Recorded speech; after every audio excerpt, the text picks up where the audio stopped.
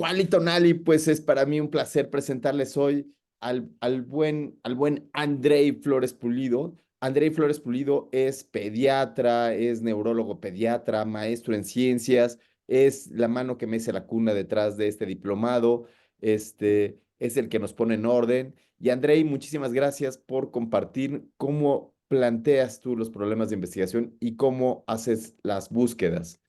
Y te dejo cámaras y micrófonos a ti, amigo. Muchas gracias. Y ojo, gracias. ¿Se escucha con claridad? Perfecto. Perfecto.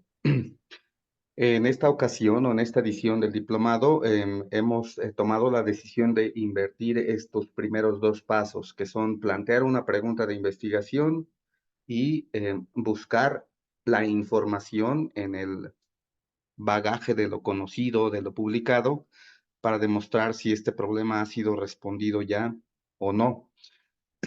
Esta intención es justo para ayudarnos un poco a ajustar la idea de lo que conocemos, el modo en el que buscamos, los recursos que tenemos para conocer la información, porque en algún momento platicamos de que eh, estamos en una época en la que es relativamente fácil acceder a una gran cantidad de información, pero no siempre tenemos los elementos para discriminarla como correcta, incorrecta o al menos verdadera o útil.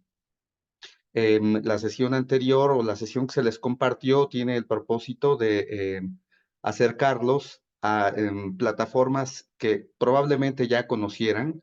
Es solo traerlas todas a un solo punto de reunión y que a través de la exploración que van a estar haciendo continuamente pudieran utilizar estos recursos llamados descriptores en salud o términos mesh, operadores booleanos, y son todos esos elementos textuales que utilizamos para ir a por información en forma de artículos, de libros, etcétera. También se les compartió algo de información acerca de algunas plataformas que permiten hacer búsquedas como Google Scholar o MedRX que permiten acceder a información que no ha sido publicada, se llama literatura gris, sea porque está por ser revisada por pares, o sea que se encuentra en repositorios de tesis. Algo no mencionado en esa proyección es justamente que podemos acudir a los repositorios universitarios y la verdad es que ya encuentra uno información muy, muy valiosa que puede someter uno a ciertos cotejos de idoneidad y la verdad es que hay tal rigor, pero bueno, muchos en su preparación no alcanzan a tener ese impulso de llevar a nivel de publicación su trabajo, entonces les recomendamos que también consulten repositorios de tesis a nivel universitario. Una vez que uno ya ha hecho un eh, paseo por toda esta cantidad de información, haya encontrado la plataforma que le es más afín, todas estas que les compartimos en la sesión anterior, como PubMed, Google Scholar, eh, eh, buscadores de trabajos secundarios o integrativos como Cochrane, epistemónicos o Trip, base de datos, eh, pues cada uno le encuentra como el tono y la facilidad. Y eso permite ir como delimitando esto que es al final el primer problema con el que nos enfrentamos.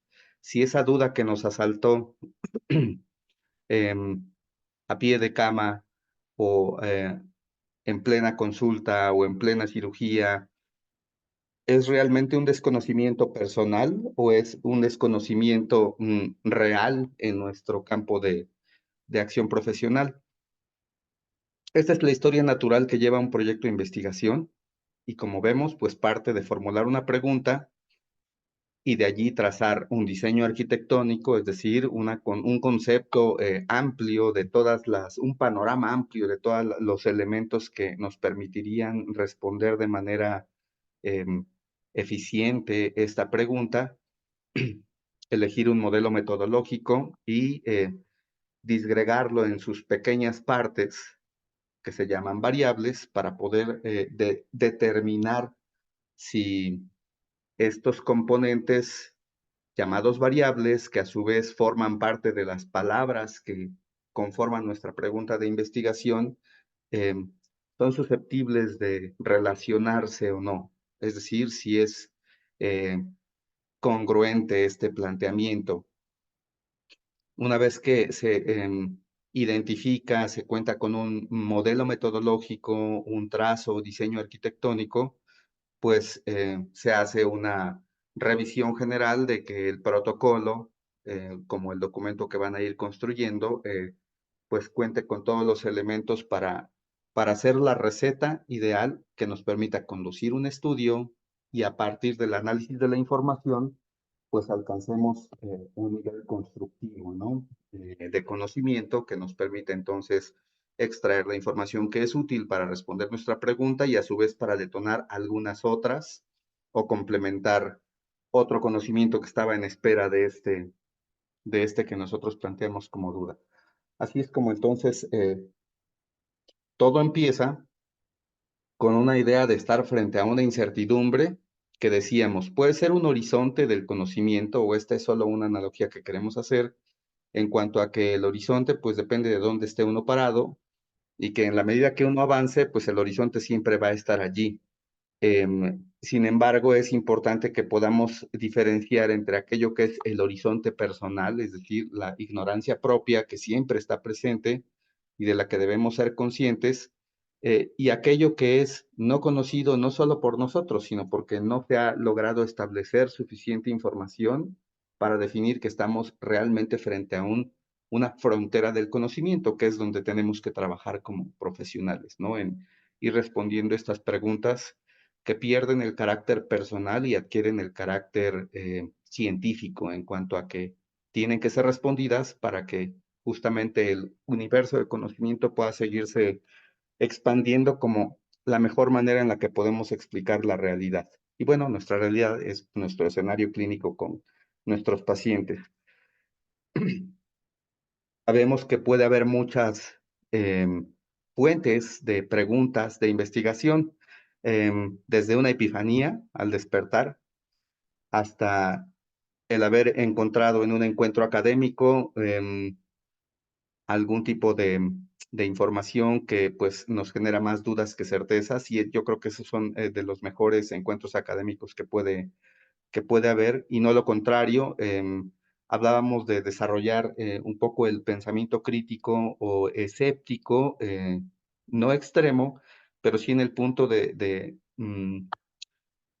movernos un poco del rol del consumismo, del conocimiento, ¿no? A través, por ejemplo, de una guía de práctica clínica, bueno, uno adopta ciertas pautas de prescripción, de diagnóstico, que no siempre cuestiona o no siempre uno va al trasfondo de lo que constituye una guía de práctica clínica o una recomendación de expertos o un panel que uno miró en un encuentro académico.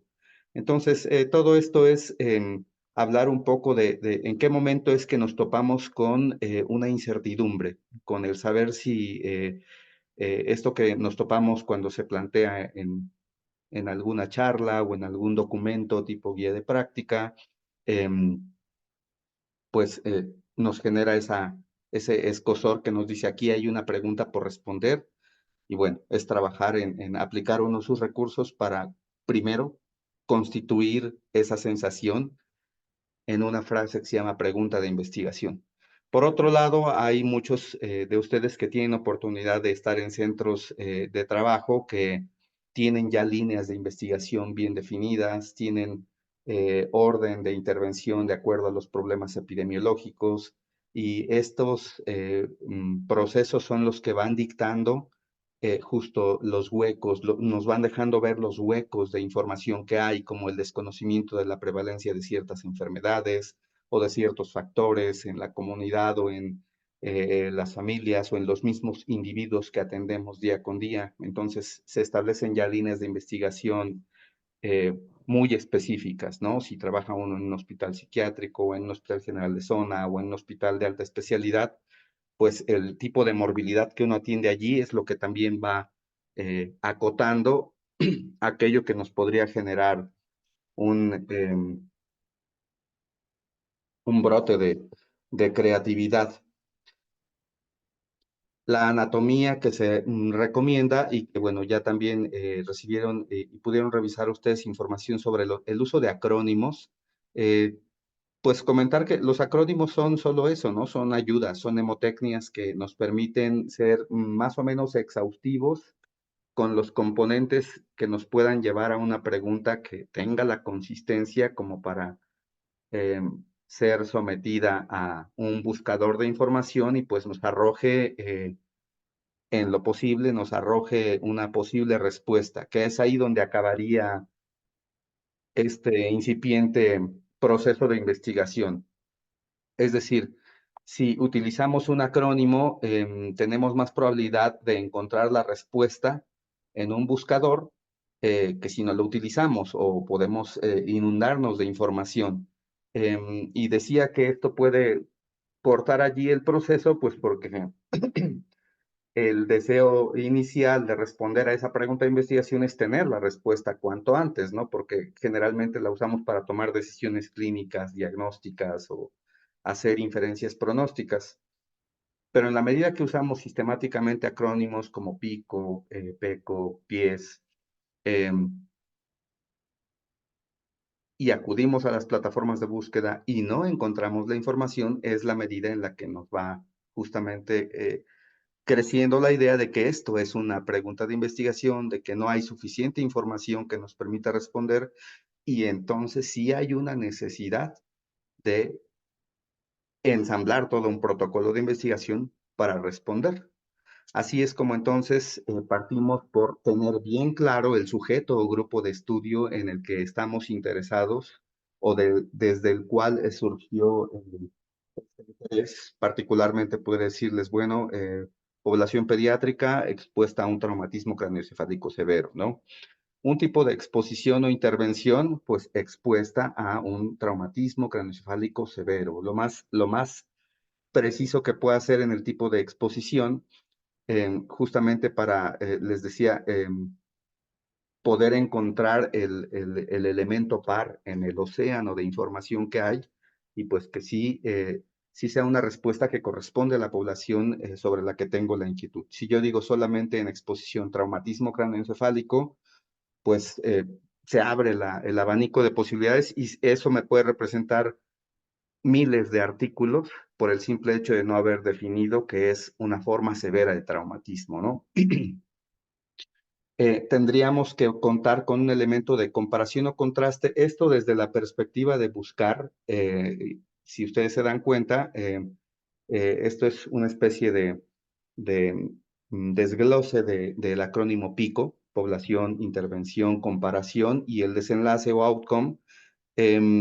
El tener una población de comparación o contraste, pues justamente representa el hecho de que esta exposición permita comparar contra una población eh, no expuesta para poder asumir que esta exposición generó algo, provocó un desenlace. Esto se llaman estudios de causalidad y justo en el desarrollo del programa veremos cómo es que hay dos vertientes grandes sobre las cuales uno, para fines de aplicación clínica del conocimiento, buscaría ubicar en alguna de estas dos vertientes su trabajo de investigación, en los estudios de proceso o prueba diagnóstica o en los estudios de causalidad. Y bueno, un acrónimo PICO nos ayuda a buscar en este mar de información de manera ordenada y muy específica o lo más concreta posible la información que responda a nuestra pregunta. Es importante también, aparte del acrónimo o digamos en la microscopía de ese acrónimo, ver que cuando hablamos de comparaciones o contrastes, el tipo de información que podemos ir filtrando o buscando es si es de nivel descriptivo, de nivel inferencial, y esto es pues utilizar términos como frecuencia, prevalencia, incidencia, mientras que si utilizamos o pretendemos responder una pregunta de tipo inferencial o planear un proyecto que sea de tipo inferencial, pues se utilizan términos como asociación, relación, comparación, em, eh, predicción, y esto también lo iremos viendo conforme desarrollamos el programa.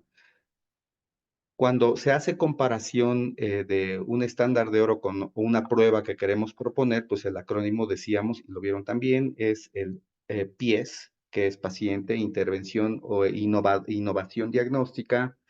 La E es de estándar de oro y la S representa sensibilidad como uno de los indicadores de salida más importantes en la medición del desempeño de una prueba, ¿no? Pero bueno, esta es una, digamos, una lámina que pretende solo recordarles la anatomía general de una pregunta de investigación y que esto, se darán cuenta, también es empalmable con este mapa conceptual que iremos construyendo que se llama diseño arquitectónico. Veo que hay, a ver, permítame, sí, ya me distrajo la banderita roja del chat. Eh, Aquí, Pau, Doctor. de acuerdo a los artículos y lo que estamos revisando, podemos utilizar pregunta pico. Sin embargo, cuando no tenemos grupos de comparación, se puede usar PIO. En nuestros trabajos o tesinas nos permiten realizarlo así. Eh, sí, bueno, justamente decíamos, los acrónimos son una... ¿No me escucho? ¿Me escucho fragmentado o no me Te escucho perdiste un nada? segundito nada más, Andrei, no te preocupes, vas bien. Nada más como que te moviste y se movió el micrófono, pero vas bien. Ah, ok. Justo cuando iba a decir pico y se escuchó pío, ¿no? Así es, así es. Comió la C, ándale. Ajá, sí, bueno, les decíamos que los acrónimos en realidad son una guía y depende más bien del propósito, del objetivo principal que persigamos al responder esta pregunta, que uno construirá su acrónimo. Insisto, no es incluso parte de los elementos de cotejo para decir si la pregunta está adecuadamente planteada o no. Son solamente, insisto, pautas que nos permiten no perder de vista elementos que son muy importantes, sobre todo cuando nos queremos ubicar en esta dualidad. Trabajaremos con un proyecto que responde preguntas sobre pruebas diagnósticas o trabajaremos sobre preguntas que responden un fenómeno de causalidad, ¿no? Un conjunto de variables que interactúan entre sí, con el sujeto, con el ambiente y que todas las veces que se intenta relacionar o que se analizan estadísticamente, generan un desenlace particular. Entonces es lo que no tenemos que perder de vista, más allá de si utilizamos el acrónimo particular que gusten. Los tipos de preguntas, la verdad es que es un mundo de posibilidades, pero trayendo nuestra atención a la idea de que sean de relevancia clínica, pues nos ubican en distintos escenarios. La presencia o no de anormalidades, y aquí es importante reflexionar sobre que busquemos que sean conceptos bien concretos, pero sobre todo objetivos o demostrables. En la barrita de anormalidad pueden ver que se ponen, por ejemplo, esta dicotomía, paciente enfermo o paciente no enfermo. Cierto. A diferencia de poner, por ejemplo, paciente sano contra paciente enfermo, porque puede uno entrar justo en ambigüedades como decir, bueno, ¿qué es sano? O cómo tendrías que definir el término sano, ¿no? Que no es necesariamente la contraparte de enfermedad, sino la contraparte de una enfermedad en específico con ciertas características, pues es no tener esas características y es no estar enfermo de eso, pero no significa estar sano. Entonces, tendríamos justamente que definir o partir del fenómeno que nos interesa, en particular, por ejemplo, una enfermedad, ¿no? Espectro del autismo. El que los chicos no estén dentro del espectro del autismo como la condición variante en el neurodesarrollo que no está definida como enfermedad, el que no estén caracterizados dentro de ese constructo clínico no significa que estén sanos y el que estén dentro de ese constructo clínico tampoco significa necesariamente que estén enfermos. Por eso, bueno, partir de la idea de tener definiciones concretas del estado en el que el sujeto de interés se encuentra y evitar ambigüedades como decir sano, a menos que quiera uno entrar en aspectos incluso de carácter filosófico. Para hablar, por ejemplo, del campo del conocimiento de las pruebas de diagnóstico, pues todos sabemos de sensibilidad y especificidad como características del desempeño de una prueba, pero hay otros elementos que cierran el círculo explicativo de cómo es que se desempeña una prueba, y estos son los valores predictivos y ya aplicados a una población específica, las razones de verosimilitud que vamos a ver más adelante, y no quedarnos con una idea recortada o parcial de aquello que podamos mirar respecto a una prueba diagnóstica, por ejemplo. Y sí ser concretos en que el desempeño diagnóstico, cada vez que nosotros prescribimos una prueba, por ejemplo, estamos pretendiendo utilizar una de esas propiedades o atributos de la prueba. Es decir, no todas las veces uno quiere saber o se vale del valor predictivo positivo o del negativo o de la sensibilidad o de la especificidad, sino la condición particular del paciente es la que nos lleva a utilizar esta prueba para cerrar una brecha de incertidumbre, pero cada vez que la prueba diagnóstica es aplicada en un paciente o conjunto de pacientes, a través de esas propiedades que tiene esa prueba, es que resuelven esa pregunta en esa población, en ese paciente. Y entonces, cuando planteamos una pregunta de investigación que tiene que ver con proceso diagnóstico, tendríamos que traer con claridad la idea de, me interesa dilucidar la sensibilidad de esta prueba en comparación con esta otra. Me interesa definir o demostrar el valor predictivo mayor de mi prueba con respecto a esta otra. Es decir, tener elementos específicos de comparación de acuerdo a las propiedades de desempeño que tenga nuestra prueba diagnóstica. Cuando hablamos de una pregunta que alude a elementos principalmente descriptivos y que en muchos foros es como, bueno, pues tu trabajo o tu intención es descriptiva y pareciera ser como carente de valor respecto a otras preguntas o a otras intenciones que sean de tipo inferencial o analítico. Nos damos cuenta que si no tenemos los elementos descriptivos a priori, saber la prevalencia, el tamaño, la magnitud de una enfermedad o de una característica de esta, eh, pues la verdad es que mucho de lo que podamos construir o inferir estaría pues sin cimientos, ¿no? Entonces, con esto lo que quiero decir es que las preguntas que persigan una respuesta Sí, principalmente pero descriptiva para no puede irme definir la siempre magnitud de un adelantado, pues si problema llega ahorita el del 1:30 y no... son muy válidos. Son muy válidos, y aunque no van a ser necesariamente el objetivo central de un proyecto de investigación, aquí queremos acompañarles a desarrollar un proyecto de investigación que sea de carácter inferencial, sí puede ser parte de las preguntas que nos tengamos que hacer para contextualizar, o sea, un objetivo secundario. ¿Cuál es la prevalencia de esta enfermedad, de esta condición, de esta anomalía, etcétera? Así que son bastante válidas y bienvenidas las preguntas que tengan ese carácter principalmente descriptivo. En términos de exposición, investigación clínica Andrei, levantó la Andrei, mano. Mande.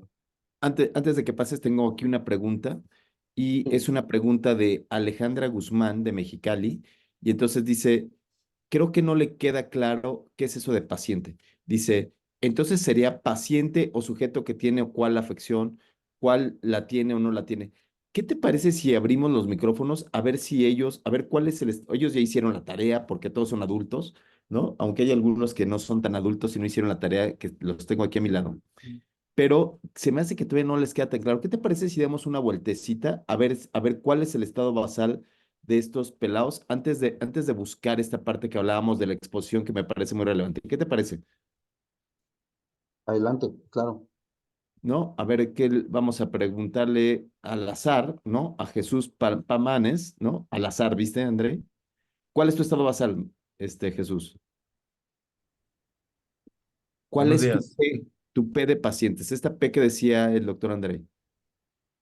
En cuanto a la pregunta de investigación, Ah, no, en tu pregunta.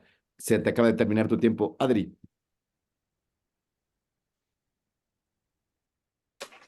todos hicieron la tarea, ¿verdad? Y la tarea es que les dejamos un video y en el video tenían que concentrarse en hacer su pregunta pico. Muy bien. Adri, ¿qué pacientes o qué enfermedad vas a ver? Diabetes. Pacientes que viven con Dia- diabetes. Bravo, muy bien. Ujú. Muy bien. Vane, Vanessa Caro de Baja Buenos días, California. doctor. Buenos días. 12,000 pacientes que viven con diabetes.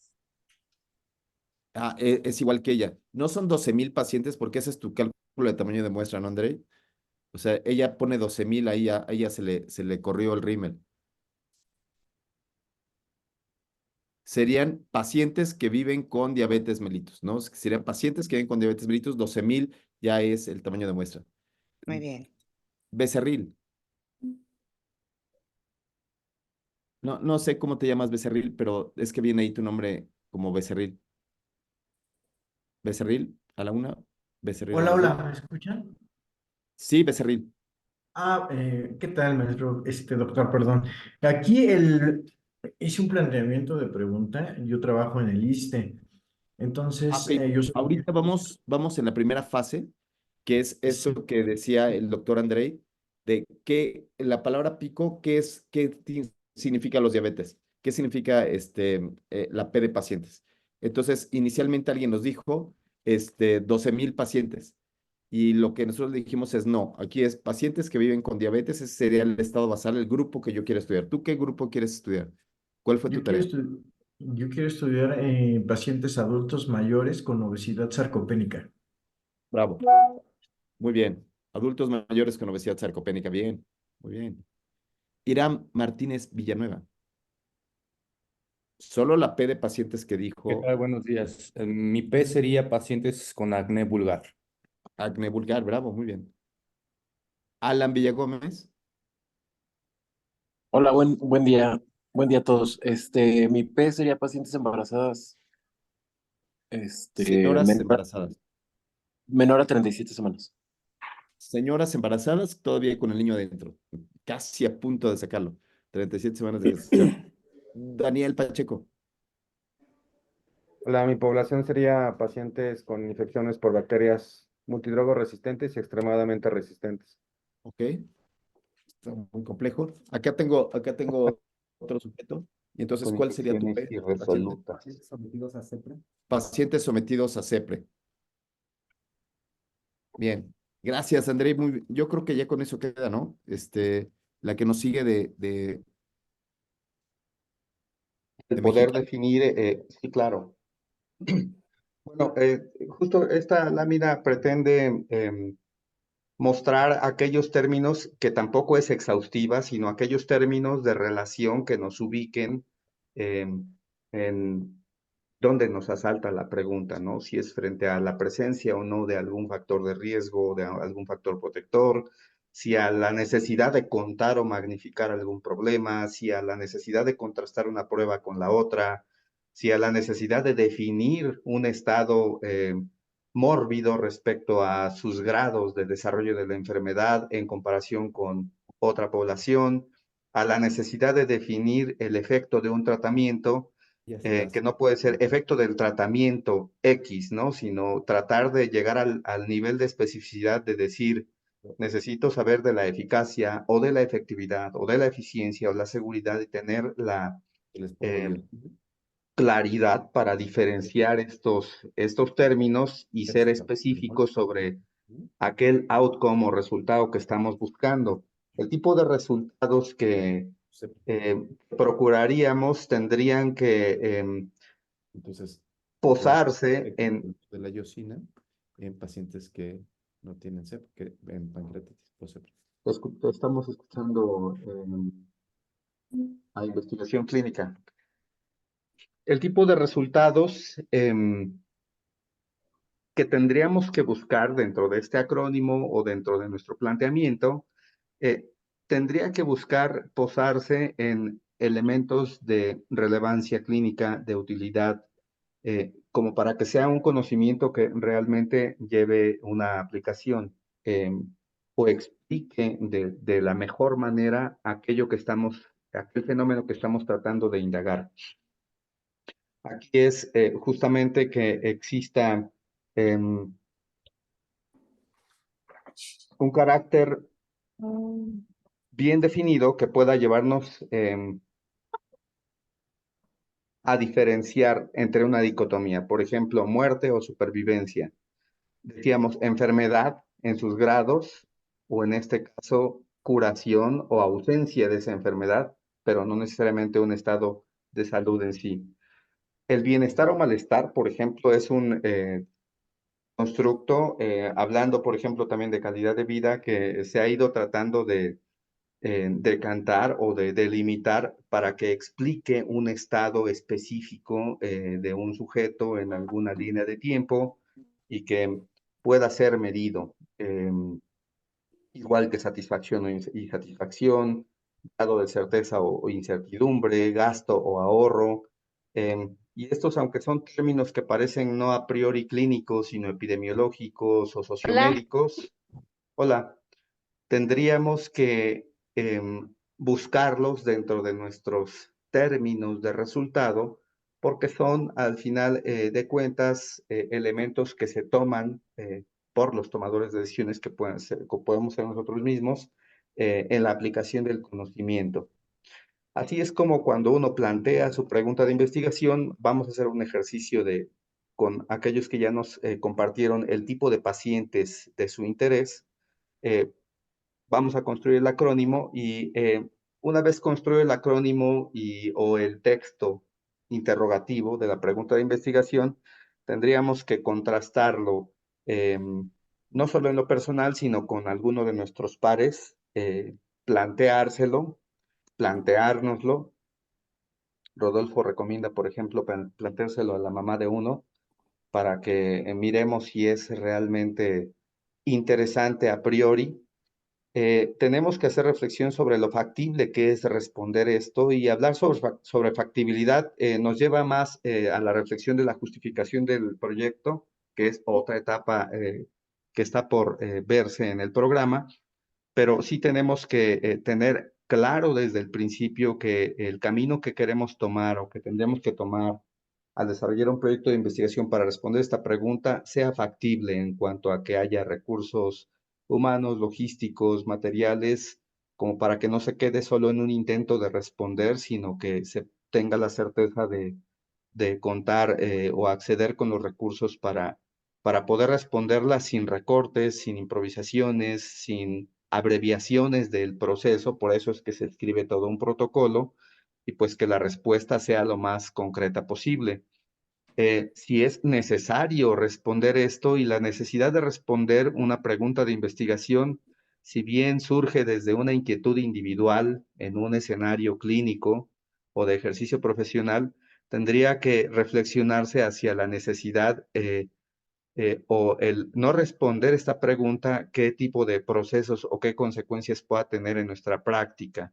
Es decir, tendríamos que trasladar la inquietud de lo personal, pues a lo profesional o a lo institucional para saber si no obedece solo a una inquietud particular, sino a un interés colectivo, social o institucional. El que el planteamiento sea ético no es solamente hacer una reflexión acerca de los principios de beneficencia que uno buscaría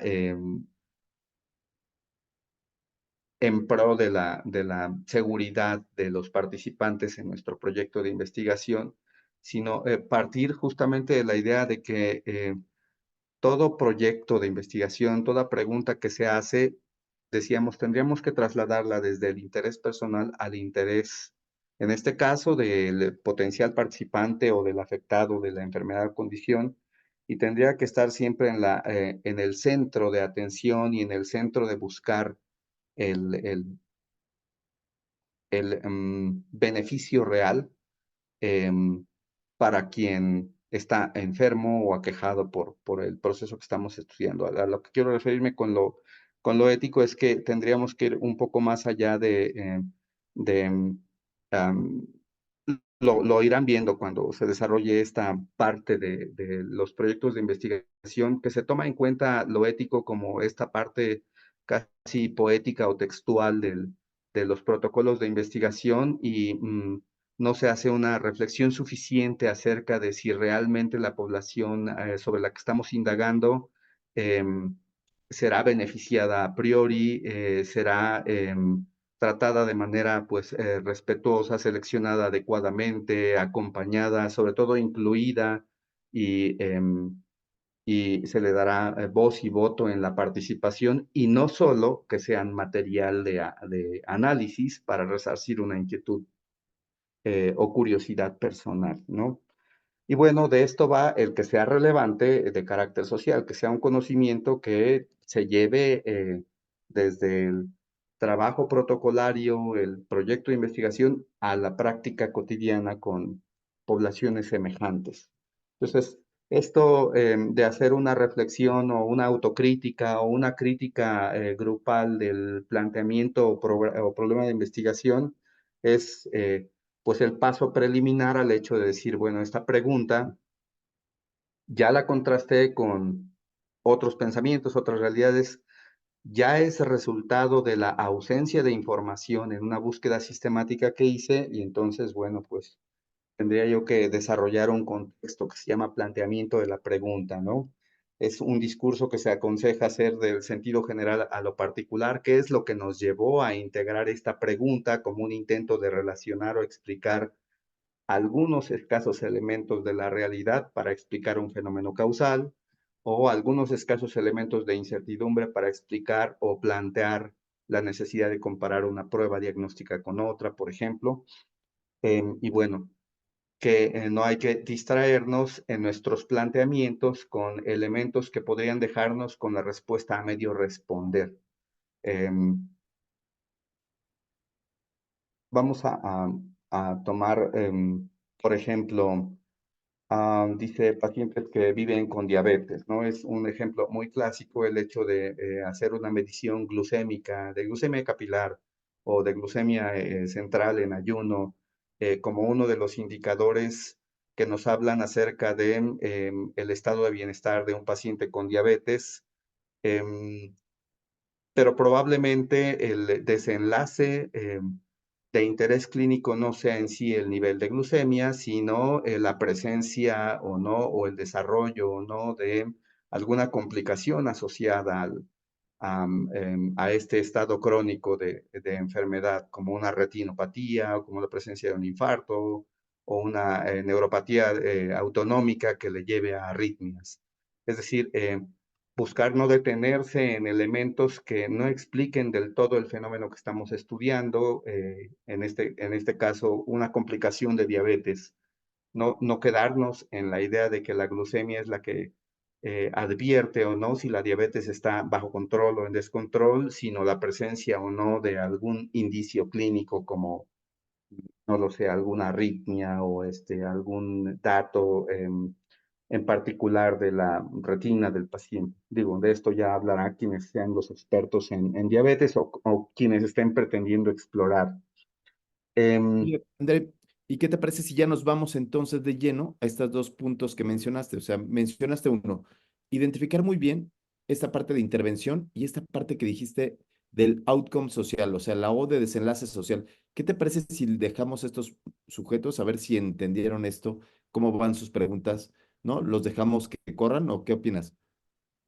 Y sabes qué, estoy dándome cuenta que lo que se quedó compartido de pantalla era la pantalla negra con los Sí, planteamientos, ¿verdad? sí, Con razón está tan estábamos esperándola ahí. suelto el discurso. Mira, Ajá. ya todos tienen la I de intervención ahí al lado. Mira, Iram está ansiosísimo de mostrarnos su I de intervención. Iram, P de Sí. pacientes, I de intervención. ¿Cuál sería tu I de intervención, Iram? Mi de intervención sería tratados con isotretinoína oral durante un año. Buenísimo, Trexi. Pero, Ah, bueno, no sé si, yo creo que sería darle seguimiento a la lista ok, de pacientes que ya hicimos, ¿no? me parece bien, sale, órale. De pacientes que viven con diabetes, ¿cuál sería la I? ¿De quién es esa? ¿De quién son los pacientes con diabetes? De Adriana. Adriana, le gustan los pacientes que viven con diabetes. ¿Cuál sería tu intervención? ¿Qué es lo que quieres innovar? ¿Qué es lo que quieres ayudar? ¿Quieres ayudar en pronóstico? ¿Quieres ayudar en tratamiento? ¿Quieres hacer pruebas diagnósticas? ¿Qué es lo que quieres hacer, Adri? Creo que es pronóstico, porque es Pronóstico de los análisis de pacientes que viven con diabetes. transcriptoma, sí. ¿What? Ay, no te escuchamos, Adri.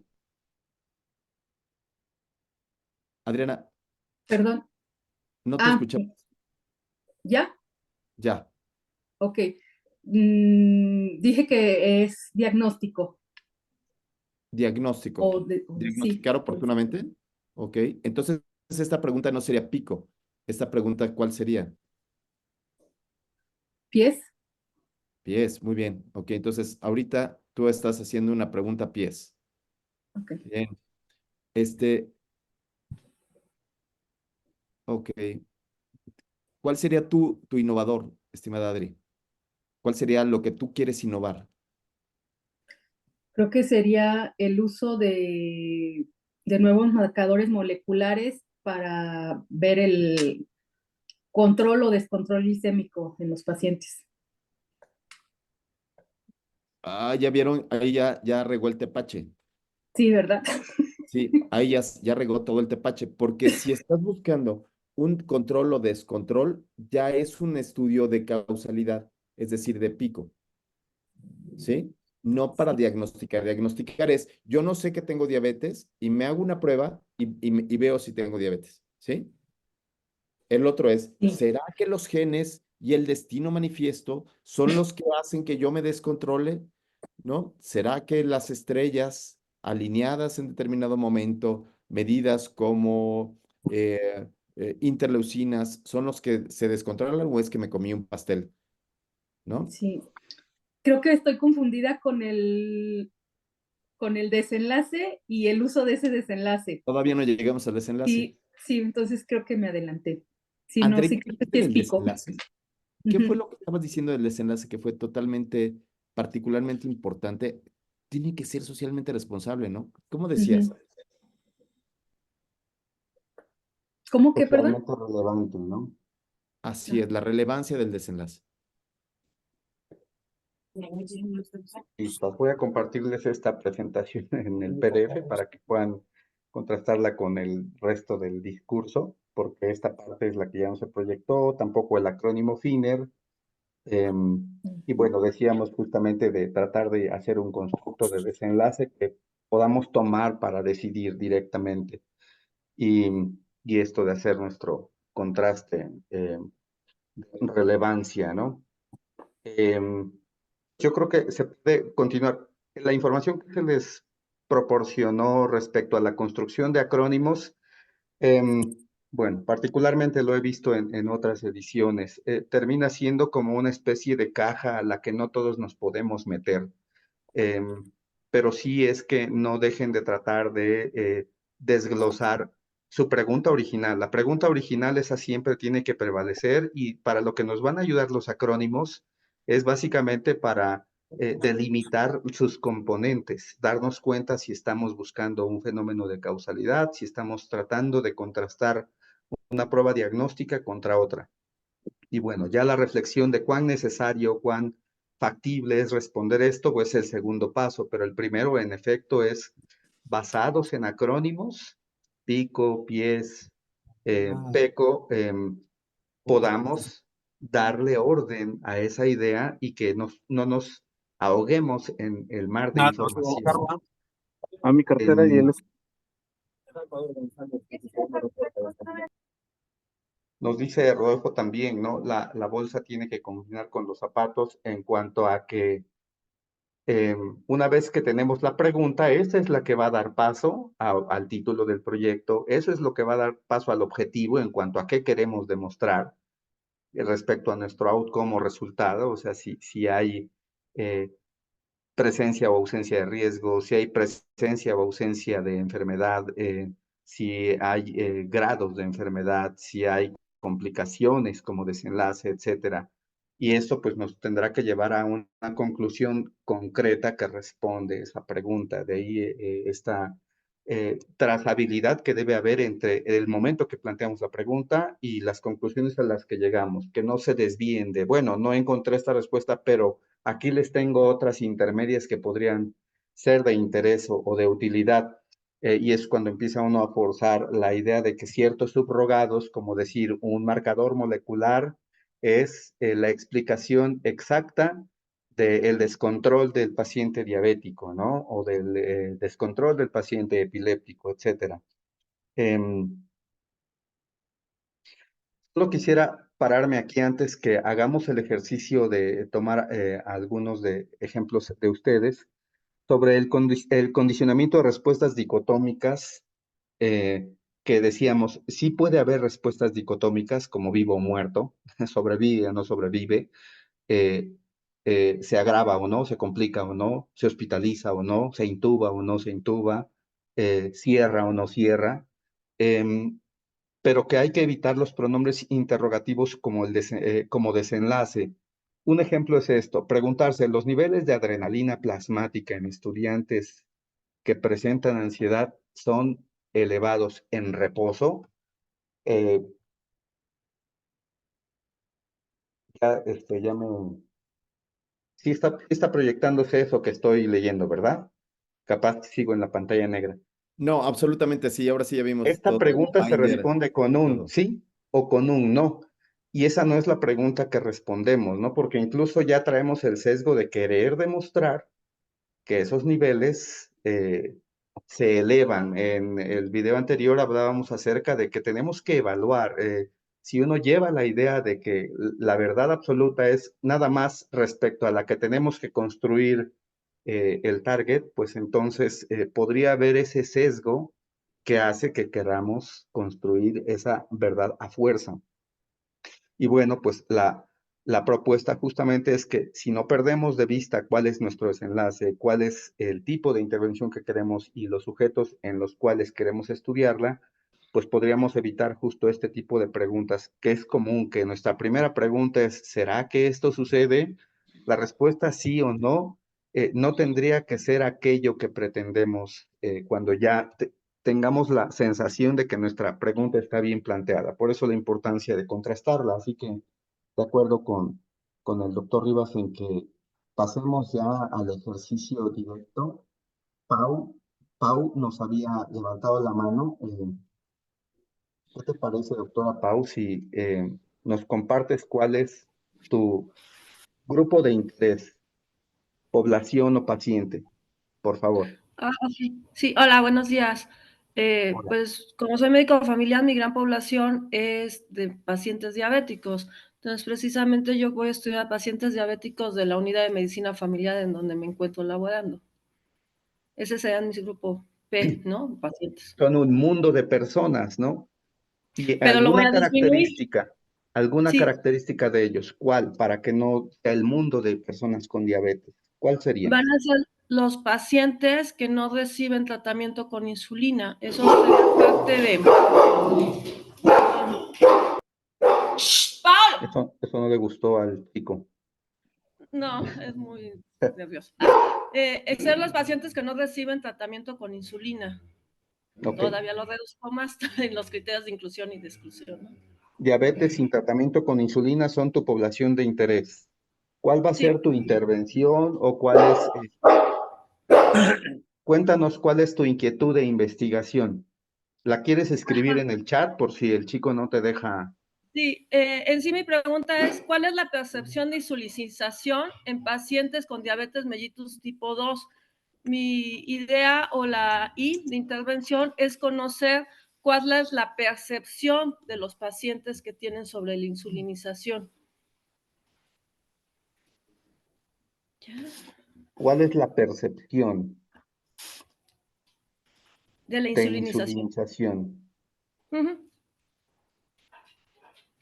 Y ¿tú crees que sea ya tu pregunta aterrizada?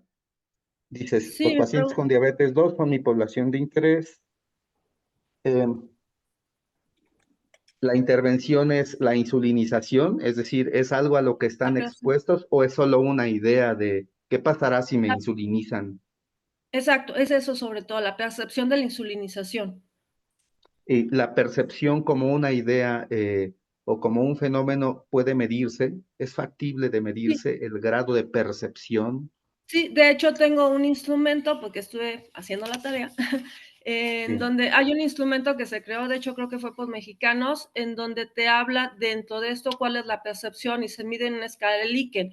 Te dice que puede ser positiva, regular o negativa. Y aparte tiene subítems en donde bueno, esos sean los otros objetivos específicos, en donde me hablaría por qué es esta percepción, ¿no? Ya haría, pues quizás ahí sí entraría como un estudio comparativo para saber por qué la percepción puede ser buena, regular o mala, de acuerdo a, pues, por ejemplo, la idea de quedarse ciegos, ¿no? O al miedo a inyectarse, o de que estoy más enfermo, o sea, diferentes cuestiones. Oye, Pau, Ok.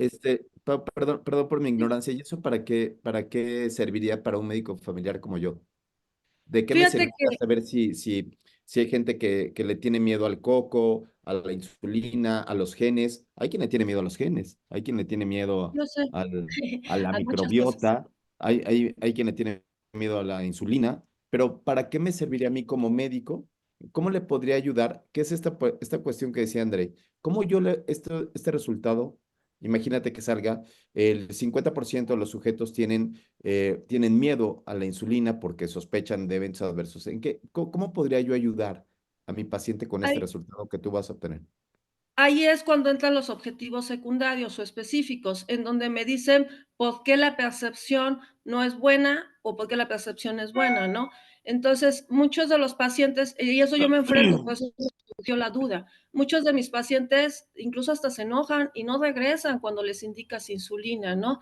Entonces, creo que es necesario saber cuáles son las ideas que tienen sobre la insulinización para que nosotros de ahí podamos crear quizás un nuevo programa o cuestiones educativas que enseñan a nuestros pacientes que la insulinización temprana, lejos de afectar, beneficia al paciente.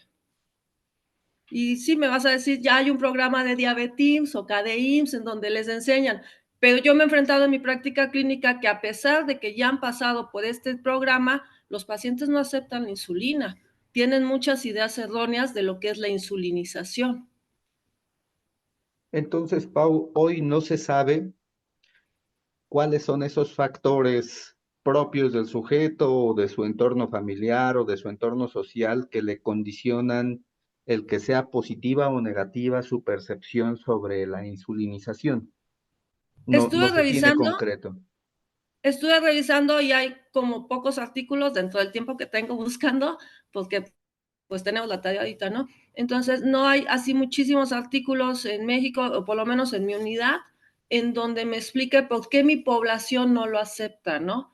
Entonces, es parte de lo que quiero investigar. Hay algunas percepciones, hay muchas hipótesis, pero bueno, los números son los que nos hablan, ¿no? Y nos dicen por qué sí o por qué no. Dentro de algunas observaciones que uno hace y entra la hipótesis quizás, es que ellos piensan que los van a dejar ciegos o que utilizar insulina ya es como lo último en el tratamiento y es cuando el paciente ya está muy mal. E incluso muchos pacientes me manifiestan, yo no quiero insulina porque pues mi mamá se murió cuando le indicaron Es insulina. una amenaza Dices, para ellos, claro. para ellos. Entonces de Se ahí caen pues con es todas esas. primer nivel, ¿no? Entonces es donde yo me desenvuelvo y creo que beneficiaría el poder hacer un énfasis y un tratamiento o más bien una estrategia educativa a raíz de esto, dirigirse directamente a cuál es la percepción que tienen y trabajar en los miedos que se tengan de acuerdo a los resultados que tengamos.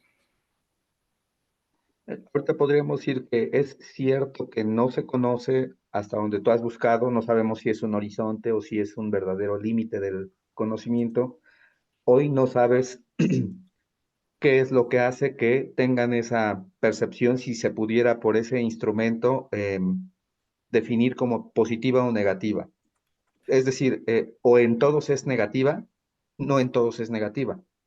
No, no en todos, pero la gran mayoría de los pacientes que yo inicio insulina cuando ya tienen más de 4 medicamentos vía oral, dieta, ejercicio, etcétera, la rechazan. Dejan de venir, buscan otros médicos, regresan, se enojan y al final terminan aceptándolo, muchos de ellos. Otros no regresan, nunca consultan, ¿no? Pero muchos de ellos manifiestan que se quedan ciegos o que fulana, mengana, sultana de la familia se murió cuando le indicaron insulina, ¿no? Tu planteamiento es que identificar esto, yo supongo que en el espectro de la historia de diabetes, pues la percepción pueda modificarse. Entonces, tratando de aterrizar esto en un desglose tipo pico, hablando de que algún conjunto de condiciones que acompañan al enfermo con diabetes se asocian para precipitar una idea positiva o negativa sobre la insulinización. Pero esto Claro. puede cambiar a lo largo del tiempo, ¿no? Cuando ya se sienten amenazados y casi exterminados por la enfermedad, que cuando apenas son diagnosticados y están probando su primer tratamiento oral. Esto Sí, te lo comento a propósito de definir justamente, ¿no? Estos, dices, pacientes, población de interés, pacientes con diabetes sin tratamiento con insulina, probablemente con determinada duración de la enfermedad, o que ese sea un elemento que permita diferenciar cómo es que la duración de la enfermedad es uno de los factores que harán que tengan una percepción positiva o negativa de la insulinización de en hecho, una determinado de las momento, ¿no? variables sería el tiempo de diagnóstico, entre otras tantas, ¿no? Para poder hacer como más preciso el porqué. Recordando que la insulinización temprana se puede iniciar en cualquier momento del diagnóstico de un paciente con diabetes y posteriormente podemos cambiar a medicamentos orales o continuar con insulina, ¿no? Entonces, es así como mencionabas al principio, si no conocemos las bases, ¿cómo quieres hacer otras investigaciones? Si no conoces cuál es la percepción, cómo quiero hacer intervenciones después, ¿no? Entonces, sea como quizás un estudio que digas de pronto muy chiquito, pero que al final de cuentas tiene un beneficio, por lo menos en mi práctica clínica. Claro.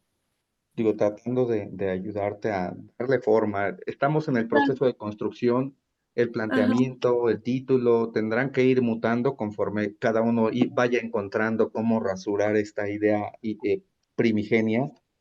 Yo entendería que tú te estás preguntando cuáles son los factores, habrá que definir factores de qué tipo, ¿no? En cuanto a los relacionados con la enfermedad, con hasta el estado emocional del paciente o la edad, etcétera. ¿Cuáles son los factores asociados a la percepción negativa de la insulinización?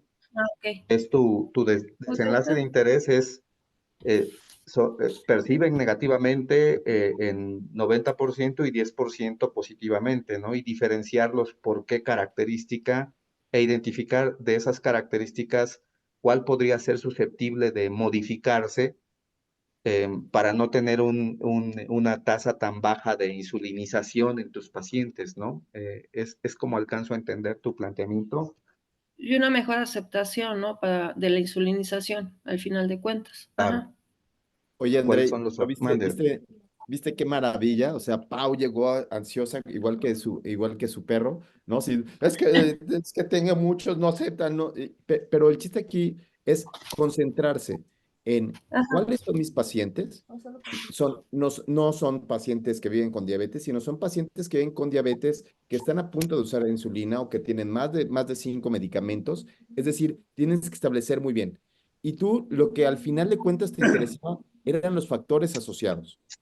Y Ok, quizás te puedan interesar todavía más factores que sean factores modificables o factores detectables en la consulta. Esto quiere decir que tienes que tener más ideas y después ver cuál es el desenlace. El desenlace es si perciben de forma positiva o negativa. ¿Por qué? Porque eso se relaciona con la falta de insulina. Pero tenemos más manos levantadas, Pau. Gracias por tu gracias. presentación. Pero Gracias a tenemos a ustedes. Tomás Martínez que está esperando en la línea. Andrei, ¿qué te parece si le damos la Adelante, palabra? por favor. Listo, Tomás.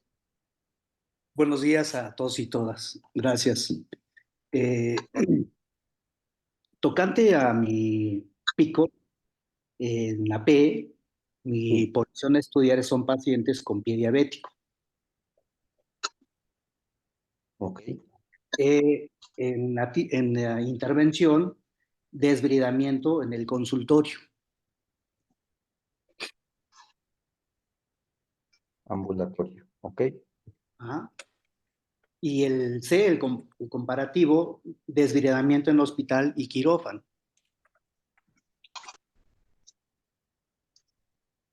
Quirúrgico.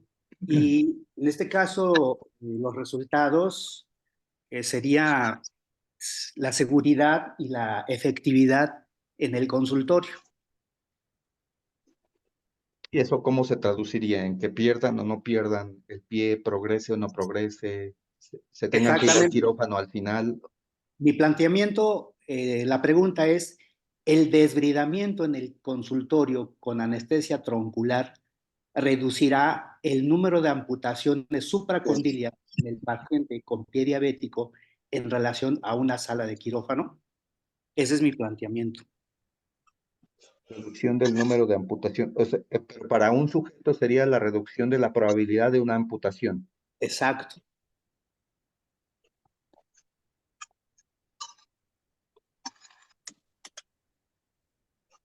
Pero entonces no es comparar, perdona, Tomás, ¿estarías comparando contra el desbridamiento o porque al final los pacientes a los que no se les pueda contener, supongo, de alguna manera en su proceso de deterioro, terminarán perteneciendo al grupo de aquellos desbridados en un quirófano? Y entonces la intervención que estás haciendo pretende anticiparse a la necesidad de un quirófano. ¿Es Exacto. así? Así es correcto.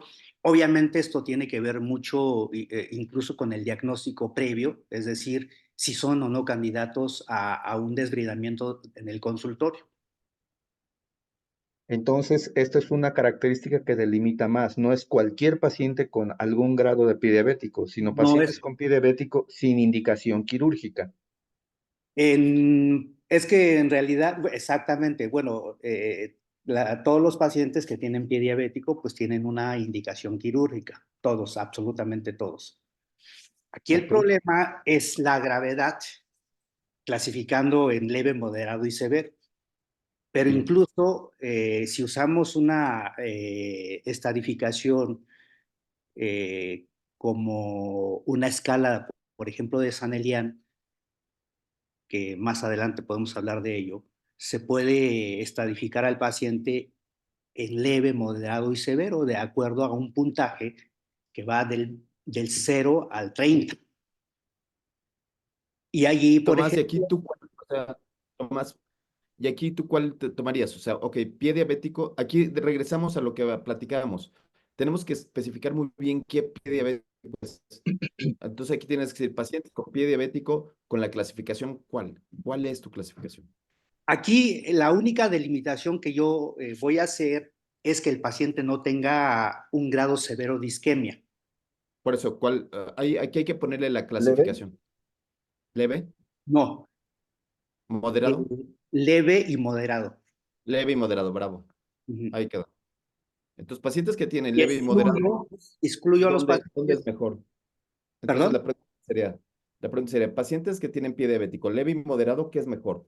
¿Debridarlo en el consultorio o debridarlo en el quirófano? quirófano. Y después me espero, ¿cuánto tiempo me espero para que lo amputemos? Para que tengamos el desenlace. No, es que no, eh, no Ok, debe ir porque, a la amputación, es decir, con una o dos, mira, con una o dos curaciones o desbridamientos, ya sabemos si ese paciente va a evolucionar hacia la mejoría o al empeoramiento. ok, entonces no es desbridamiento uno, sino serían dos desbridamientos. Entonces, esta es la parte importante. La parte importante es que aquí deben de ustedes de saber cuánto es la intervención. La intervención tiene que ser muy clara. Y después dice probabilidad de amputación. Ok, puede ser que yo tenga una escala de medición de probabilidad de amputación. Eso es cierto, puede ser que tenga yo esa escala. Pero también puede ser que yo tenga la escala que decía Andrei hace rato. ¿Qué tal si yo pongo, si a 6 meses se amputó o no se amputó ese paciente? O a 3 veces se amputó o no se amputó el paciente. Para poder tener un desenlace clínico. Recuerden que estamos en la pregunta de investigación. Sí, Recuerden claro, que aún estamos en la búsqueda de la información, ¿sí? claro. Todavía estamos en la búsqueda de la información. Entonces tiene que ser muy claro. De Si, de hecho sería, necesitan ustedes, sí, sí, perdón. de hecho sería de febrero a mayo. Ok, de febrero a mayo. Aquí decíamos, bueno, de un tiempo, ok. Más o menos eso es lo que tendrían que tener. Muchas gracias, Tomás. Ahí va la pregunta. Gracias, gracias, gracias, Tomás. David, A ustedes. David, venga, Gracias, doctor. recuerda lo que hemos Eh, aprendido. Recuerda lo que hemos yo aprendido. tengo, Aprendimos con Andrei que tiene que ser relevante la pregunta. Hemos aprendido también con Pau que no puedo decir solo pie diabético o diabético, sino tengo que decir muy claramente cuál es. Tomás nos enseñó que tengo que ver la clasificación, tengo que ver la intervención, si es una o dos debilidaciones, si es ambulatorio o es en el consultorio, y tengo que encontrar cuál es el desenlace. ¿Estás listo? listo. Listo, venga, vamos a ver, Andrei, a ver qué nos dice David.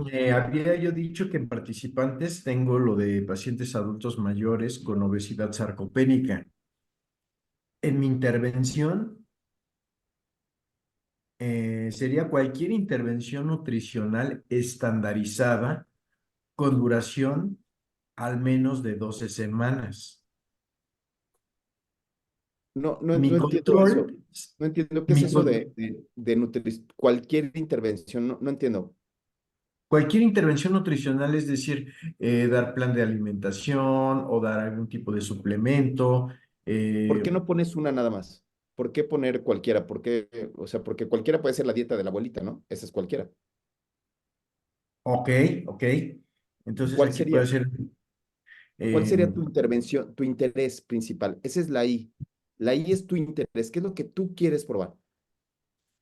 Acuérdate, Tomás quería que con probar base a con base a una alimentación correcta y con una apropiada ingesta de qué es proteína. eso correcto de ingesta. Ok, ok. Entonces Traduce. estamos aquí en sería La dieta del cucurucho, la dieta ¿no? una dieta hiperproteica. Ok, va bien. ¿Y dieta hiperproteica comparado contra qué? Contra aquellos pacientes que no tienen, por ejemplo, aquí puse, bueno, le comento, cualquier intervención nutricional que ahorita ya sería dieta hiperproteica estandarizada con duración al menos de 12 semanas. Y mi control son aquellas personas que no tienen vamos, que no llevan una alimentación con un mínimo de proteína, es decir, aquellos que no tienen. Médicos residentes de pregrado y todos los que no llevan ninguna, médicos, ¿no? Que no cuidan su alimentación y su ingesta proteica, cualquier médico de aquí, ¿no? Ok. ¿Y el Y desenlace en cuál sería? resultados, mi resultado sería, pues obviamente, resultado desenlace sería composición corporal, el índice de masa corporal, fuerza muscular y funcionamiento físico.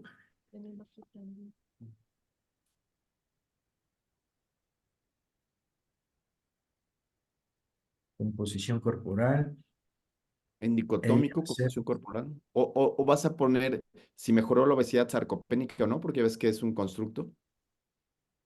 así, sí, pues de hecho, ver comprobar que el hecho de tener una alimentación hiperproteica evita o reinvierte lo que es la parte de la obesidad sarcopénica. Bravo, se oye bien, ¿no? ¿Cómo lo ves, André? Se oye ya un poquito mejor, ¿no? Yo solo preguntaría al respecto de el control de la maniobra cuando uno trata de abordar aspectos como esto de la composición corporal que no dependen solamente de la intervención nutricional.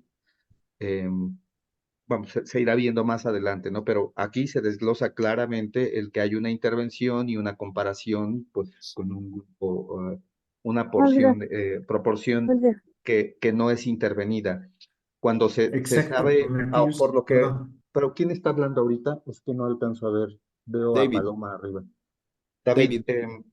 cuando uno sabe que la dieta muy hiperproteica bien. controlada generará un desenlace favorable en la composición corporal de los sujetos que ya están con obesidad sarcopénica y son adultos mayores, que el tiempo de seguimiento pues podría ser corto respecto a un desenlace fatal, por ejemplo, tendría que plantearse, cuando hablamos de, ya tengo mi pregunta, tengo que ver si dentro de este acrónimo es ético decir, si yo sé que la intervención con una dieta hiperproteica tiene un efecto benéfico o favorable y no hay duda de eso, no tendría que exponer a un grupo igual de susceptible a no recibir.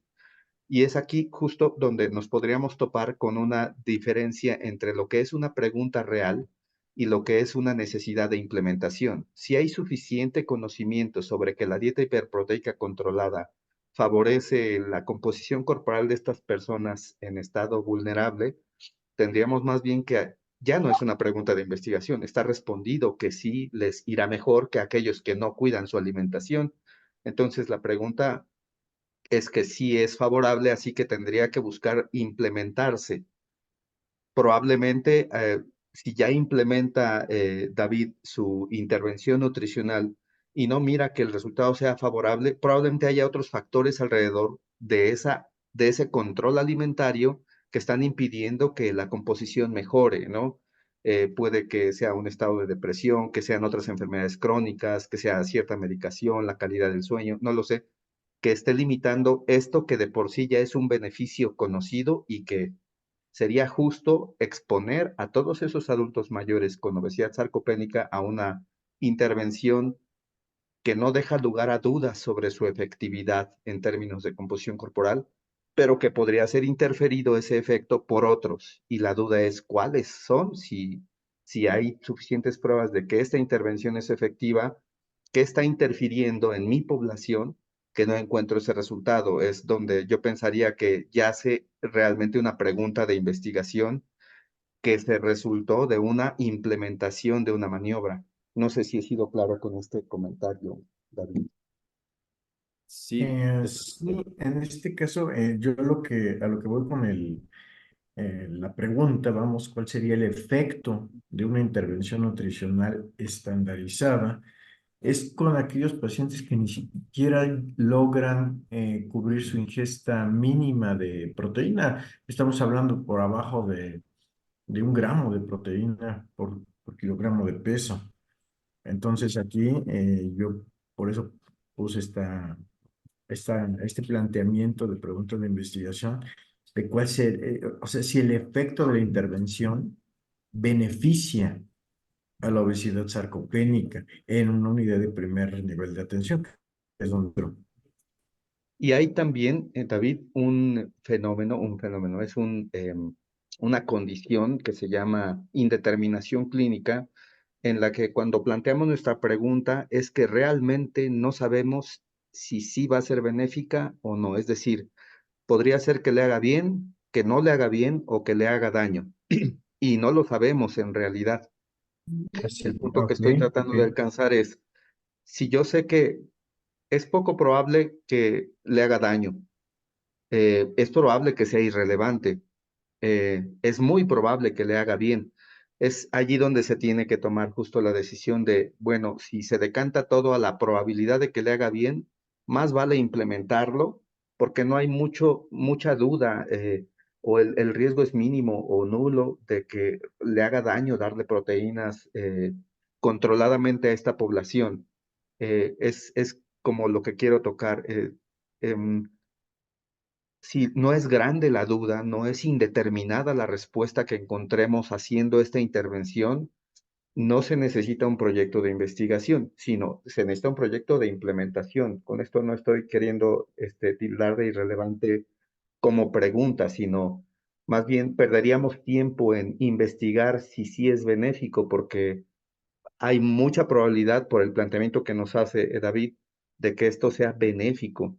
Probablemente si hay información sobre que, pues no, la verdad es que si le das proteínas, les dañas más el riñón antes de que los beneficies con su sarcopenia. Bueno, probablemente sí haya una pregunta que responder, ¿no? De por qué sucede esto, por qué se convierte en una intervención riesgosa más que benéfica. Soy claro con el comentario, David. Esto a Sí. propósito de definirlo, ¿no? Como intervención y como saber si realmente aquí yace una pregunta por responderse. Doctor. Sí, digo,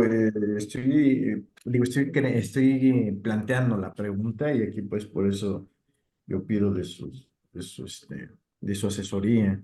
Pero en el caso yo a lo que voy, doctor, es realmente la intervención nutricional, el efecto de dar ese tipo de alimentación en verdad sirve. O sea, yo digo, le doy, vamos a poner 2 gramos de proteína, 3 gramos de proteína, ¿no? Por kilogramo de peso, y eso realmente les revierte la sarcopenia. Por eso voy a ver a los pacientes que sí se les da versus a los que no tienen intervención nutricional, es decir, tener ese resultado mediante la composición corporal. Digo, entiendo esta parte y pues si suena un poquito rebuscado, entonces sería cuestión de modificarla, como me dice usted. Buenísimo. Bueno, gracias, David. Pero bueno, seguimos con Paloma. Gracias. Entonces, Paloma, mira, fíjate muy bien lo que llevamos, Paloma. Llevamos establecer con claridad cuáles son los... Bueno, primero tendrías que establecer si es un estudio de prueba diagnóstica, como lo establecíamos inicialmente, o es un estudio de causalidad, como este con la pregunta pies o la pregunta pico. Entonces, primera pregunta que te vamos a hacer, Paloma, ¿es un estudio de causa-efecto o es un estudio de proceso, de prueba diagnóstica? De proceso, de prueba de Es un estudio de proceso. Bien, entonces el acrónimo que le correspondería es PIES. Aquí cambia el asunto Bueno, porque ok. porque la P de pacientes tiene que tener todo el espectro de la enfermedad. Cuéntanos, ¿cuál sería tu P de pacientes? Son pacientes que serán sometidos a cirugía programada después de ser valorados en la consulta de valoración perioperatoria de medicina interna. Santo Cristo milagroso. A ver, intenta hacerlo más pequeñito. Mm, Pacientes que van a ser pacientes, preoperatorio. Ajá. ajá, ¿De qué? que pasan por valoración perioperatoria de medicina interna. O sea, son pacientes con enfermedades crónicas, mayores de 50 años. O sea, todo, desde una apendicitis No, hasta son una pacientes de cirugía exanteración programada. pélvica. Por eso, desde una apendicitis hasta una exanteración pélvica o desde todo lo que ven los cirujanos o algo en especial.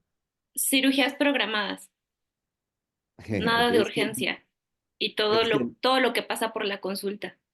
Ajá. ya, ya, ok. ¿Y cuál va a ser tu innovación? ¿Qué es lo que quieres innovar? Implementar un programa de espirometría incentiva prequirúrgica.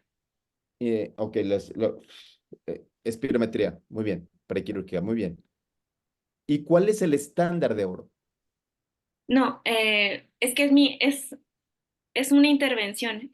Yo les voy a dar un programa de ejercicios de prehabilitación respiratoria con con el espirómetro incentivo y quiero ver cuál es el cambio en los valores de la espirometría en el momento en el que los valoré en la consulta de medicina interna y unos días antes de que sea su cirugía, para ver si hubo cambios en los valores de la espirometría. Fíjense muy bien aquí. Este apartado ya queda más interesante. Tienen que entender muy bien cuál es la diferencia entre un estudio de proceso y un estudio de causa-efecto. Un estudio de proceso es aquel que intenta contrastar algo innovador contra lo que ya existe, mejorar mi forma de diagnosticar.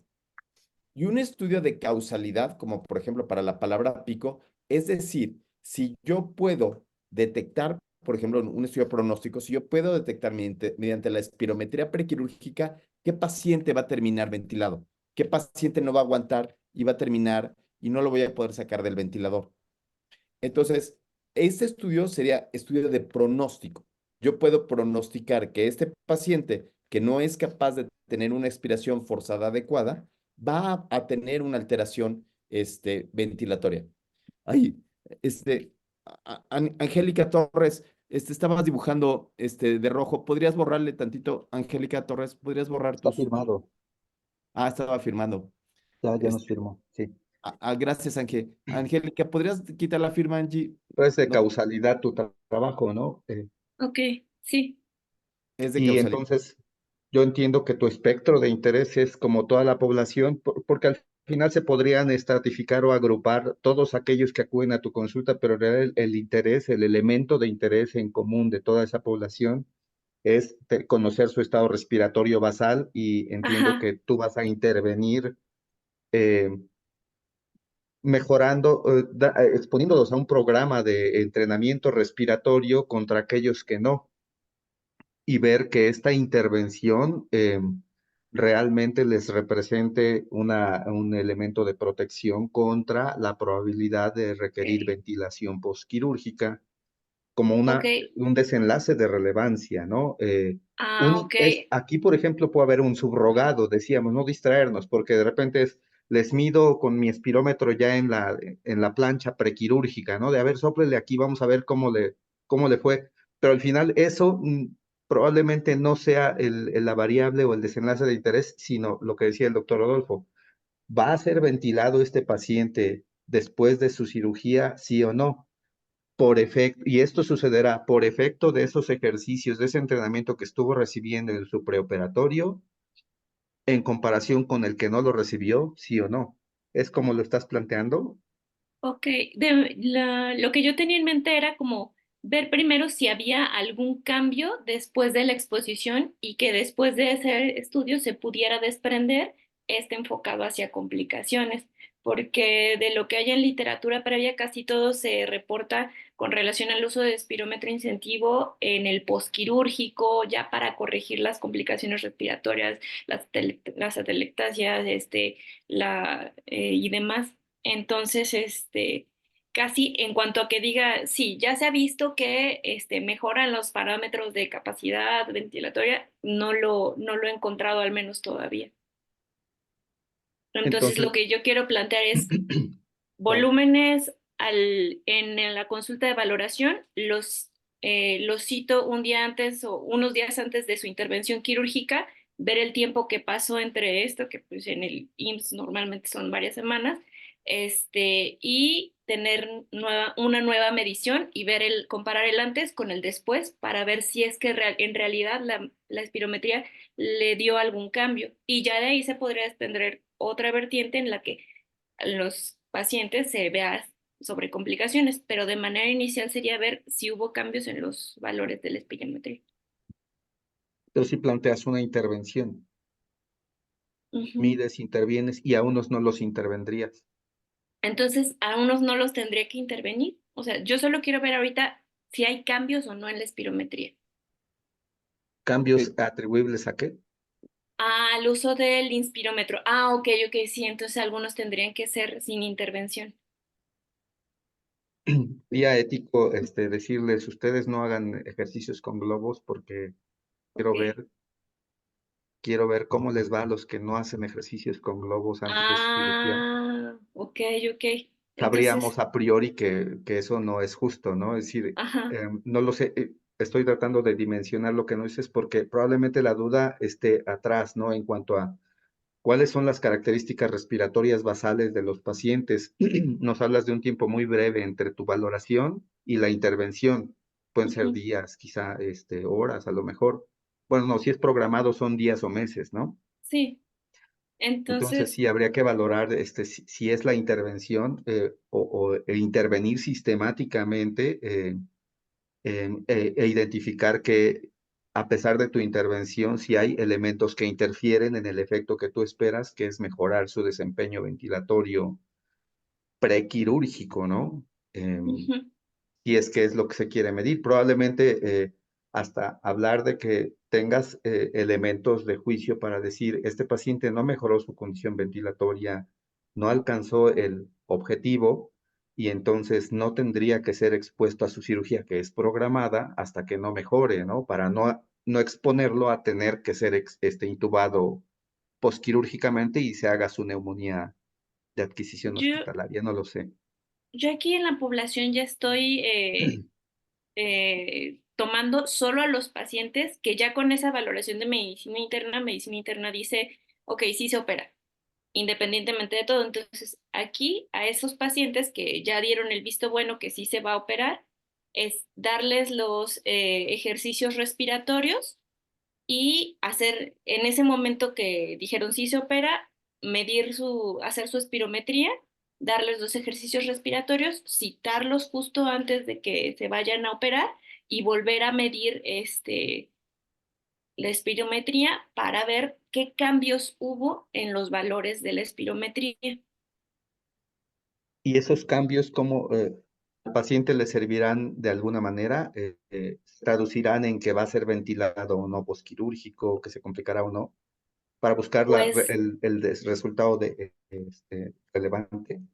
nos da justamente la información para saber si después podemos beneficiar a los pacientes indicándoles esos ejercicios respiratorios ya de manera más, pues de manera sistemática, si Temáticas. es que se ve que efectivamente hubo cambios significativos y ya después hacer el seguimiento en complicaciones respiratorias. Pero por Qué ahora es solo maravilla, André. medir antes y después. Qué maravilla, André, ya viste, Paloma tenía una confusión mental durisísima, ¿no? Entonces aquí vean ustedes cómo este ejercicio de las palabras pico, pies, el intentar buscar, pero además recuerden que esto es solamente para hacer la búsqueda. Esto nos ayuda a buscar qué es lo que está en la literatura, ¿no? Para poder intentar buscar si hay una respuesta en la literatura. Aquí quizás siempre entra muchas partes de que uno quiere innovar inmediatamente, uno quiere sacar su parte artística y resolver la pregunta. Aquí tenemos que ver cuál es la pregunta de investigación que se tiene, ¿no? Si estos sujetos mejoran con la espirometría. Pero bueno. Ay, se nos acaba de acabar el tiempo otra vez, André, qué rápido se ve este tiempo. Y dejamos en el tintero a Vanessa, a Jesús Pamanes y a Juan Gómez. Pero lo que sí les podemos decir es que estamos haciendo todos estos videos y en esos videos los estamos subiendo para que los vuelvan a checar y en la parte de abajo de los comentarios pueden hacer sus preguntas y ahí les podemos seguir dando seguimiento a cada uno de ustedes. No sé si tú quieres decir algo para cerrar la plática de hoy, como intentando hacer un resumen de las palabras clave de lo que vimos hoy, Andrei.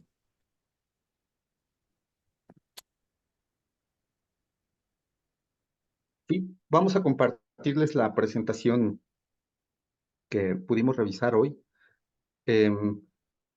Esta es la etapa que nos contrasta con la realidad, que nos hace traer justo la idea de si la pregunta es relevante o no. Pues la idea es que se haga este repaso personal, que se comparta con pares. Es la mejor manera de ir puliendo la idea de si estamos frente a una pregunta clara. Yo creo que aquí la clave, aunque no es parte de lo que está plasmado a priori en los textos que les hemos compartido, es que estando en el contexto o en el campo de la salud, porque hay compañeros nutriólogos, hay enfermeras, hay psicólogos, hay médicos, pues el fenómeno que nos toca estudiar, tratemos de ubicarlo a priori entre si es un fenómeno de causalidad, es decir, considero que un conjunto de condiciones o características alrededor de un sujeto expuesto a ese fenómeno detona un fenómeno atribuible o efecto, que ese desenlace sea concreto, sea medible. En clínica usamos mucho la dicotomía o el orden o jerarquías o categorías. No necesariamente un elemento cuantitativo es lo que busquemos como desenlace que el paciente termine sintiendo como beneficio o riesgo, y sí tenemos que llevar nuestra respuesta hasta allá. Y la otra rama o vertiente de los trabajos que podríamos plantear es la comparación o contraste de una prueba diagnóstica que presumamos innovadora, no porque la inventemos, sino porque el enfoque que queremos darle en un momento de incertidumbre de cierta enfermedad tendrá un mejor desempeño contra otra, ¿no? Y el mejor desempeño también puede medirse en función de que sea más barato, más aplicable, más accesible, menos doloroso para el paciente, etcétera, ¿no? Ya como expertos, cada uno de ustedes en su campo, es que pueda identificar y pues ser lo suficientemente autocrítico para decir, esto es una pregunta de investigación, necesito responderla, o esto es una necesidad de implementación. A veces de implementar algo que sabemos que funciona, eh, resultan más preguntas y a veces el querer implementar algo lo confundimos con una pregunta. La verdad es que si no tenemos incertidumbre sobre si hacer una intervención va a ser más benéfico que riesgoso, tenemos que trabajar con implementar eso y seguramente en ese camino vamos a encontrar incertidumbres. Gracias, Ojo, por la oportunidad. Buenísimo. Entonces, esta es una de las partes más difíciles del proyecto. Esta es una de las partes más difíciles del protocolo. ¿Por qué? Porque tienen que tener su pregunta pico, su pregunta pies, tienen que saber hacia dónde van, tienen que saber qué es lo que quieren, porque a partir de ahí va la búsqueda bibliográfica de la información, después de eso va el título, va la metodología que se va a seguir, ¿no? Si su pregunta ya está contestada, quizás habrá que ir hacia otros lugares en donde no, pero tienen que planteárselo. Lo que vimos hoy y lo que nos queda de experiencia es que no es fácil, no es para nada fácil. No es para nada fácil plantear esto. ¿Vieron ustedes cómo se hicieron bolas? Cómo Adriana López tenía así en la cabeza hecha bolas. ¿Cuáles eran los pacientes que quería? Eran pacientes sin diabetes, con diabetes, pacientes con diabetes que se iban a amputar, pacientes. ¿Cuáles son? ¿Cuál es el papel de los genes? ¿Cuál es el papel del reconocimiento de los factores de la insulina? ¿Cuál es el papel de hacer la cirugía en el quirófano o no en el quirófano? ¿Y cuál es el resultado? Andrei dice, el resultado tiene que ser clínicamente relevante. El resultado tiene que ser importante para el paciente. Si es importante solo para mí, eso no sirve. Si nada más es, oye Adriana, ¿por qué quieres saber? Oye Adriana López, ¿por qué quieres saber si los genes se relacionan con la complicación? No, pues para saber, ¿no? Pues para decirle, oiga, buenos días, usted nació con genes malos y usted se va a complicar, ¿no? Entonces usted prohibido los pasteles, nunca más en la vida. Ay, oye, pues tengo 5 años, ¿no? O Paulina dice, oye, yo quiero saber cuáles son los factores. Ah, fíjese usted que los factores es ser pobre, ¿no? Ser pobre y haber estudiado poquito, y ese es el principal factor para la insulinización. Entonces, usted lo que tiene que hacer es estudiar una maestría y un doctorado. ¿Me entendió? Sí, porque si no, no van. Entonces, si la pregunta ustedes se la hacen, se la dicen a su mamá y no es para nada lógica, y es hasta chistosa, así como ahorita decir, ay, el principal factor para la insulinización es que no sepan, ¿no? Híjole, pues haga maestría y doctorado, estudie usted medicina, ¿no? Como Andrea Blasquez, ¿no? Entonces, vean ustedes cuáles son estas dificultades. Ok, bueno, ya empezamos con las dificultades. Les recomendamos que intenten hacer sus preguntas en el chat de YouTube para que podamos seguir, para poder darle seguimiento a los que podamos. Y pues ya estamos listos para la siguiente clase, André. ¿Qué vamos a ver la siguiente clase? Andresito. Ah, mira, tengo una pregunta primero. Giovanni Gómez, Hola, ¿qué tal? Buenos días. ¿Me escuchan? fuerte y claro. Ok. Bueno, también yo creo que algo importante y es una duda también que existe mucho es, aparte de la relevancia de la pregunta, también un poquito la cuestión ética, porque por ejemplo, ahorita que comentaban sobre la espirometría, que decían, ok, a unos les vamos a aplicar este tratamiento, a otros no. ¿Cómo justificamos, por ejemplo, que sea justo precisamente, ¿no? Que a unos pacientes se les aplique, a otros no. O, por ejemplo, un tratamiento nuevo, muchas veces por querer o tener ese espíritu de investigación, a lo mejor nos vamos a los extremos, ¿no? Pero, por ejemplo, un tratamiento nuevo, decir, ok, voy a aplicar este tratamiento para ver si mejoran los pacientes. Pero, ¿qué tal si al contrario de eso, pues empeora, ¿no? Su condición? ¿Cómo evitamos eso o cómo podríamos no caer en esa parte? Ah, Giovanni, qué maravilla. Ya le caíste bien a Marcela Pérez. Ya, Eso. ya, Marcela Pérez te acaba de dar like. Ya ella se dedica a eso y nos va a dar una clase amplísima sobre esta parte de ética. Y qué bueno que siempre pienses. Lo que yo te diría es, piensa si le vas a ayudar, piensa si esto le va a ayudar o no le va a ayudar al paciente. Ponte en tus zapatos, en primer lugar, en lo que vas haciendo la pregunta y ve buscando la información. La siguiente clase que nos toca es de Mendeley. Citación. Es la de citación, exactamente. Y entonces, lo que necesitamos es que ya de una vez bajen Mendeley, les vamos a pasar los videos de cómo bajar Mendeley y que estén en sus computadoras y que ya tengan su pregunta Pico bien establecida y que ya hayan hecho su búsqueda en PubMed, ¿no? Entonces, lo que vamos a hacer en la próxima clase es que vamos a hacer ejercicios de lo que ustedes fueron planteando, sus preguntas Pico, etcétera, etcétera, y vamos a empezar a hacer textos.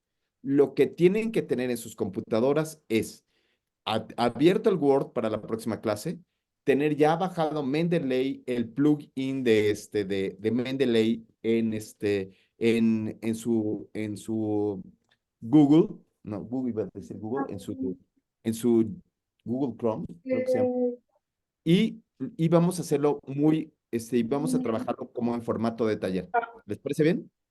Ok, Muchísimas muchas gracias, gracias. Andrei, y les pasamos la presentación a estos muchachones y listos a buscar en PubMed, amigos. Hay otra manita, Giovanni, el amigo de Marce, por pensar en los pacientes, en la ética de los pacientes.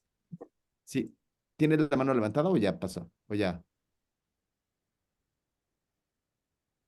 creo Quiero que ya. comentarles, Sofo, que estas 3 sesiones que vienen, según el programa, hasta diseño arquitectónico, es estar trabajando con la búsqueda de la información, ir trasladando la información que encontramos, saber cómo extraer en forma de citas la información que nos sirve de marco teórico. Eso nos va a ir ayudando a pulir la pregunta, a reorganizar o reordenar si esto que estoy planteando era parte del estado basal o de la condición de paciente y no mi intervención.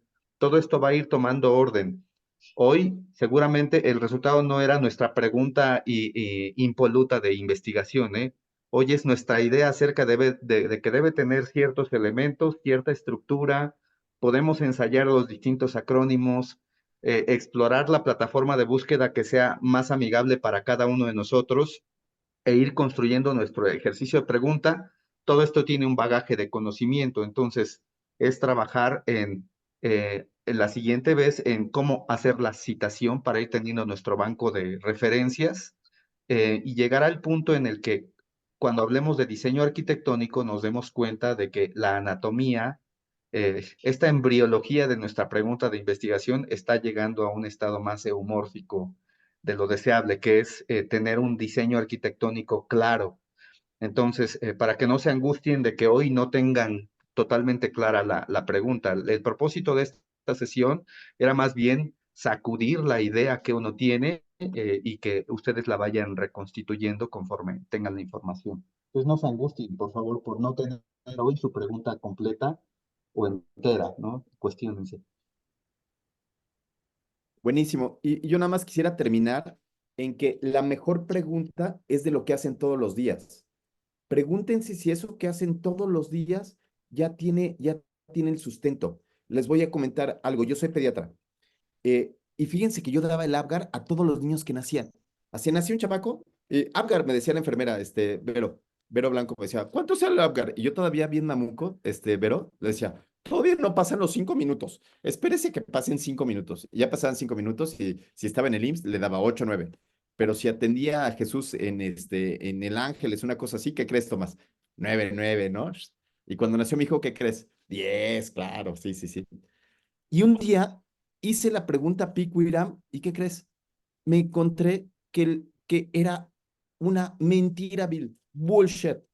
No había manera, no era reproducible, no tenía factores pronósticos, no servía de absolutamente de nada el Apgar, y lo di toda mi vida, Iram. ¿Te imaginas? Es como la doctora que acaba de decir, del ASA, ¿no? No me van a creer, Sergio. Hay quien sigue utilizando el ASA. El ASA ya se comprobó científicamente que no tiene ninguna utilidad. pero lo siguen pidiendo.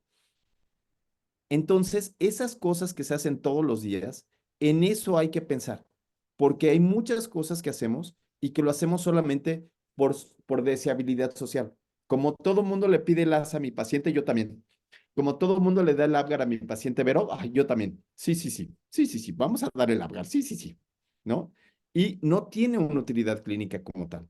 Entonces, esto es lo que deben de hacer, hacer la búsqueda de la información, crear la pregunta pico, Pau, te quede la pregunta muy clara, que sea muy clara para ti la pregunta, qué es lo que te quieres contestar y buscar en la literatura para ver si está resuelta la pregunta o no.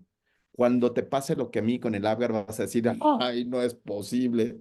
¿Cuántas notas no llené con pronóstico reservado de evolución? Search, no me lo vas a creer. No me lo vas a creer, pero los residentes están llenando.